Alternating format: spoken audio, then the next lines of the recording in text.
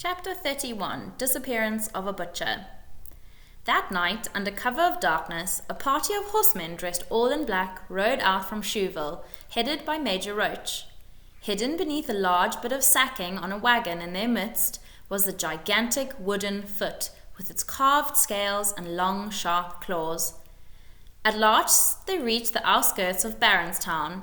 Now the riders, members of the Ickabog Defence Brigade, whom Spittleworth had chosen for the job, slipped from the horses and covered the animals' hooves with sacking to muffle the noise and the shape of the prints. Then they lifted the giant foot off the wagon, remounted, and carried it between them to the house where Tubby Tenderloin the butcher lived with his wife, which was luckily a little distance from his neighbours. Several of the soldiers, now tied up their horses, stole up to Tubby's back door and forced entry, while the rest pressed the giant foot into the mud around his gate. 5 minutes after the soldiers arrived, they carried Tubby and his wife, who had no children, out of their house, bound and gagged, then threw them into the wagon.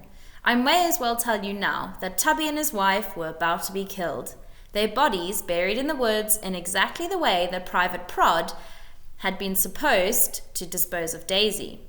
Spittleworth only kept alive those people for whom he had a use. Mr. Dovetail might need to repair the Ickabog foot if it got damaged, and Captain Goodfellow and his friends might need to be dragged out again some day to repeat their lies about the Ickabog.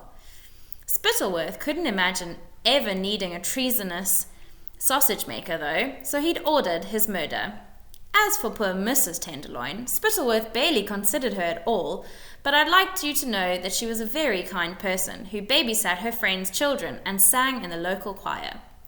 Once the Tenderloins had been taken away, the remaining soldiers entered the house and smashed up the furniture as though a giant creature had wrecked it, while the rest of the men broke down the back fence and pressed the giant foot into the soft soil around Tubby's chicken coop, so that it appeared the prowling monster had also attacked the birds. One of the soldiers even stripped off his socks and boots and made bare footprints in the soft earth, as though Tubby had rushed outside to protect his chickens. Finally, the same man cut off the head of one of the hens and made sure plenty of blood and feathers were spread around before breaking down the side of the coop to allow the rest of the chickens to escape. After pressing the giant foot many more times into the mud outside Tubby's house, so the monster appeared to have run away into solid ground, the soldiers heaved Mr. Dovetail's creation back into the wagon beside the soon-to-be-murdered butcher and his wife, remounted their horses, and disappeared into the night.